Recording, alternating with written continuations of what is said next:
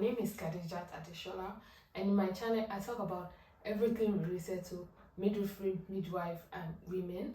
So today I'm going to be talking about how me and my husband migrated to the UK on the same day, and how I got my COS, and how we made the application for the visa applications and everything regarding the process. Did I inform my employer?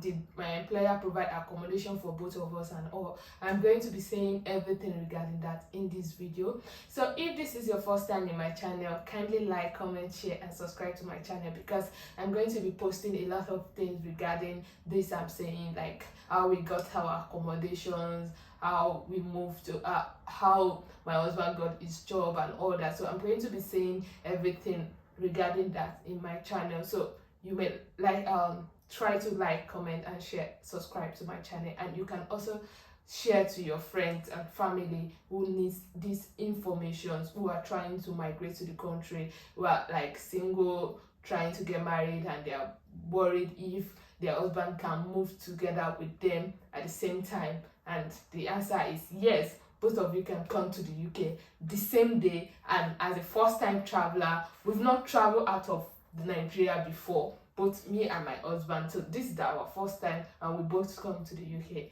together. So if you are my returning subscriber, thank you, I love you. So today, that's basically what this video is going to be about. So back to business. I am a midwife, and I applied for midwifery job on track job or NHS, and eventually I got the job as a midwife, and my employer sent me COS, and I used the COS to apply for visa. While I was making my application, I did not put it there that I am married, as it is not significant there, but I only put there that I am single, because I was single there then when I was making the application. So I got married recently, and I've been making my application for a while, so I did not really make any changes, and any changes there is not actually significant. So you might put it, you might not put it, it is not significant in your application. So when I got my offer, I told my employer that I am getting married in March. I got my offer in November, and the trust put us in batch, and they're trying to put us in different batch. So I told the person that is communicating with us, which is the recruitment person, that I'm getting married in March, and they should try as much as they should, if they can put me in April batch to come. So they are aware I'm getting married. Of course, there are a lot of people that are married and all that.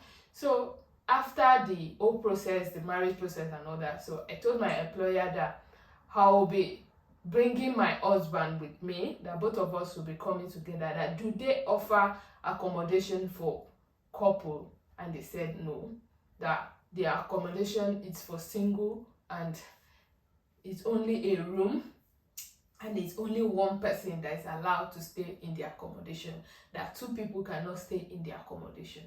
I said, okay, no problem. Is there a way they can help me get accommodation for my husband? They said no, they do not do that. I said, okay, that's fine.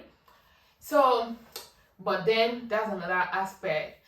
We still apply for the visa together. I applied for my visa a week before his own application. We did not make the application together. We did not do our biometrics the same day. We did it like a week interval. So in my application, I stated there, that is where it is absolutely important in your visa application. It is important for you to put whether you are married or whether you have people that are dependent on you. So, and the people that automatically they will automatically be granted that visa is your husband or your wife and your children, your biological children. So they can get to stay with you as long as your visa is still valid. But other than that, those other people can only come to visit you. They might not be able to stay with you or for as long as your visa is valid. So we made the application, and I got my COS, and I used my COS to make my application. And in my COS, it is stated that they click the maintenance aspect for me and my dependent. So my dependent does not need any proof of fund. We do not do any proof of fund at all. We do not put our bank statement because it is not necessary. The COS cover that. So when I apply for my visa, just that the main thing is the COS. I uploaded the COS, our marriage certificate, and his passport, my passport, and some other police clearance, TB certificates, and all that. Those are the important documents. We uploaded that, but I need to clear this. We uploaded marriage certificate, and my marriage certificate was from Ikoyi registry, basically. But that is not really where you got your marriage certificate from. It's not really significant, because what they just need to know is the proof that both of you are married or are in civil relationship that is recognized in the UK. So you can use marriage certificates from any place. You can use marriage certificates from any marriage registry, maybe Ikeja, your local government, or anywhere. You can use marriage certificates from anywhere. You can use marriage certificates from your religious organization, maybe from mosque or from church. But the thing is that you have to make sure that the marriage certificates you take from mosque are actually written in English. If it is not written in English, you will need to pray for what's it called? Is it translation? Yes, you need to pray for translation service. So you can get marriage certificate that is actually written in English. So if you do not get that your marriage certificate is written in, there is any word, any kind of words there that is not English, that is Arabic, even I think Alhamdulillah, anything that is like Alhamdulillah, all those things, you have to pay for translation. So you just need to put a certificate there, or something, or evidence that shows that both of you are married. You can also use marriage declaration affidavit.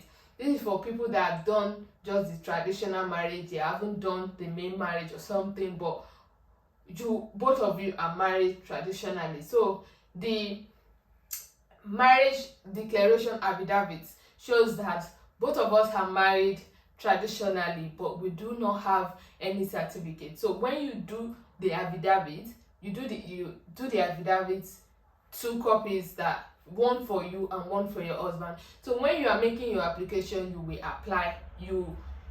upload it as well. You can also upload additional evidence, but they are not really important, but they are optional, like pictures of when both of you are in relationship together, pictures of your charts or something. You can put that there. But if you have a certificate, those ones are not really significant, they are optional. So you can either get your certificate from the registry, maybe Ikoyi registry or any registry. You can get from your religious organization, whether church or mosque. You can also do a marriage declaration affidavit, and you can also put evidence that you must put evidence that both of you are in relationship. So when you are making your own application, you put the evidence there. When your husband is making his own application as well, he puts his own evidence there as well. Then, did I change my name? No, I did not change my name, and then up to this moment, I haven't changed my name. I am still bearing my name officially, which is Aminu Kadijat Adeshola. I am Aminu Kadijat Aderoju. So my document, everything about me still bears my name. So it is not significant that you must. It is not important that you change your name before you be able to move with your partner to the UK. So they just need evidence that both of you are married or you are in relationship. So after the visa application, of course, when I did my application was during the Ukraine war and all that. So Ukraine-Russia war. So my visa took some time to come, and it wasn't only me. So my visa took 6 weeks, and his own took 5 weeks. So both of us got our visa the same day. So when we got the visa, I told my employer that I've gotten my visa and I would like to move with my husband to the UK. So they asked if both of us have, if it's I have his visa as well, and I said yes, both of us have our visa. So they have to deliberate within themselves, and I asked them if they will provide accommodation for me and my husband, and they said no, their accommodation is only for one person and that there is no space for me and my husband to stay. I said okay. So I asked again, will they make airport transportation for me and my husband, or I should make arrangement for his transfer? So they said they were going to get back to me. So before then, I booked an Airbnb apartment for my husband from Nigeria. So I used the hospital postcode to put on the Airbnb app. So when I to get an Airbnb apartment closer to the hospital. So luckily we got one that is just about 15-minute walk to the hospital. So I paid for the accommodation for like 5 nights.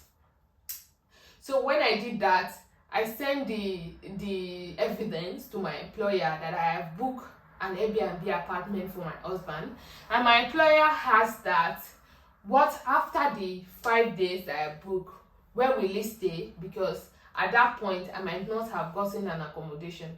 I told them that I have the plan of securing an accommodation, but if it is not possible, I'm going to continue booking an Airbnb apartment for him. They said okay. So I asked about the airport transfer.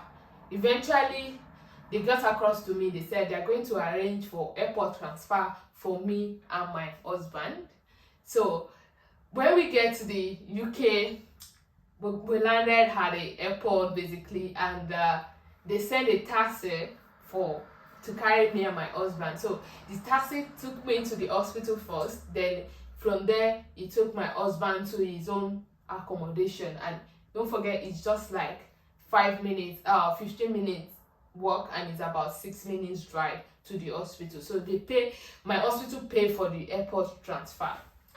So now, after the 5 days elapsed at the Airbnb, of course, we've not gotten accommodation. Yes, that's part of the things that I was expecting, that maybe you have your money. Once you have your money, you're meant to get an accommodation. But no, in this place, even if you have your money, you might not get accommodation as soon as you think you will get it.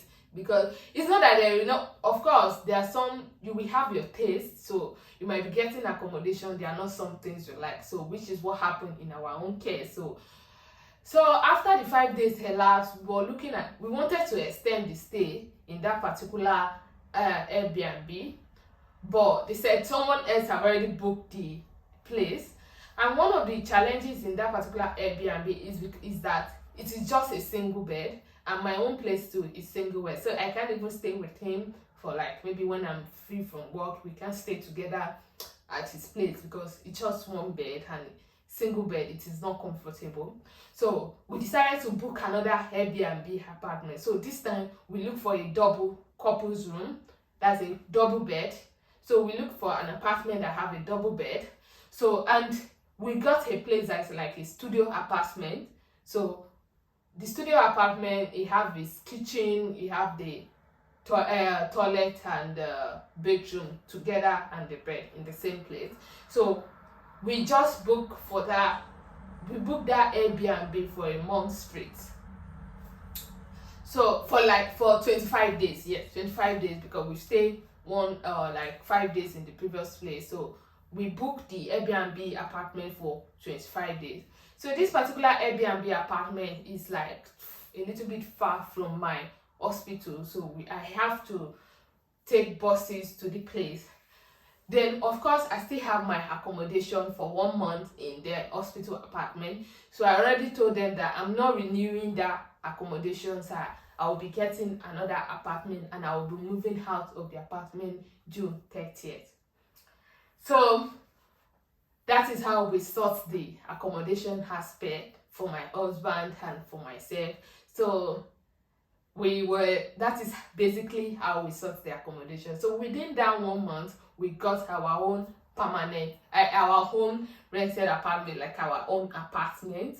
And I'm going to be doing different videos on getting accommodations and all that, but this particular video is just about how we do the whole process, how we come together, and where do you need to stay. So if you are planning to bring your husband, if you are planning that both of you come together, you and your husband, it is actually something that worth it, and it is something that I will advise if only you have the money to book for Airbnb apartment, because obviously you won't be paid at that time.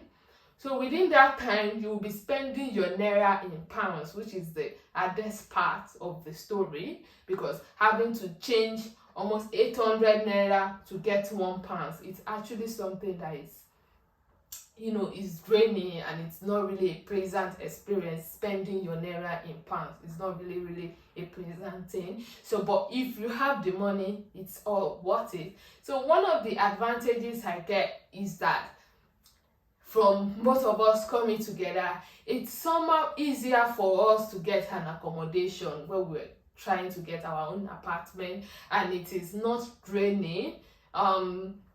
The only difference is the fact that I have to be transporting myself to the apartment where it is, but it is absolutely interesting. It is always better to be together, and we love it. It's a nice experience for both of us. So now, will I advise this for someone coming that do not have a child yet, that they are just husband and wife, they do not have any child? Yes, I advise it. If you have the money, you can come together with your husband.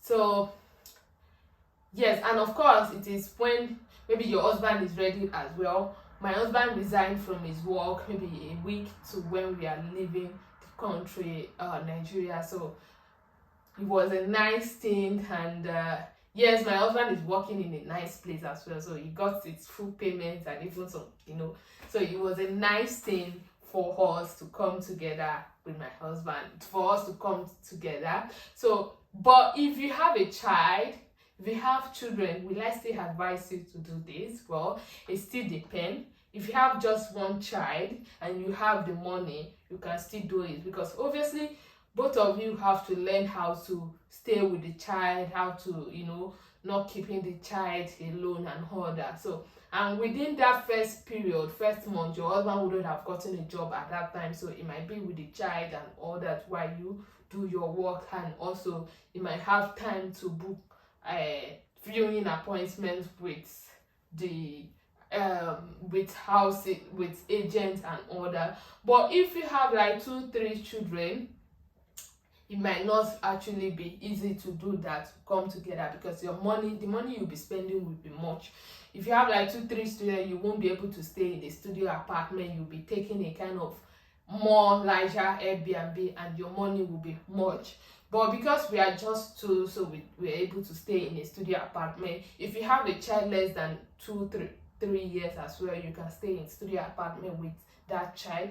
And another advantage of coming with my husband is that we are able to get a better accommodation, because we are able to prove to the agent that both of us are working. And when both of us are working, both couples are working, it increases your chances of getting a good accommodation. So we never stay in a shared accommodation, even as much as we're coming together, and there's no really that the expenses are much. So it's actually a nice thing to come with your husband if you are on a skilled worker visa, and it's actually interesting as well. For students as well, it's also interesting, because they will definitely have to book an Airbnb apartment. So, but the difference is that if you are just one person, you are booking a single Airbnb apartment. But if you are a couple, you have to book a double Airbnb apartment, which increases the amount you'll be spending, but it is actually nice. Then what are the challenges I have that both of us come together? The only challenges is the fact that I have to be transporting myself to the Airbnb where he was, and if I did not come with him, of course I would just stay in the hospital accommodation. I won't have to be spending money to transport myself to where he is, and I won't have to be thinking about where my husband will stay, booking an Airbnb and all that. We just stay in the hospital apartment. But and another thing is that I would have to do the whole viewings alone. If I had come alone, I would have to do the whole booking, accommodation viewing and all that all alone. But no, we did it together. So thank you. This is the end of my video. So in this video, I just tell you everything about how both of us migrate together, and you can do it as well. You don't need to change your name, you don't need to change your application, you just need, it's actually important to inform your employer so you get that support. Yes, my employer supported me. It's not like they really did anything basically, but at least they check up on me that, oh, how are you? Have you gotten an accommodation for your husband now? How are you doing? This and that. How are you finding it? How is your husband? You know, that kind of thing. So it's really a nice it's really a nice experience. Thank you. See you in my next video.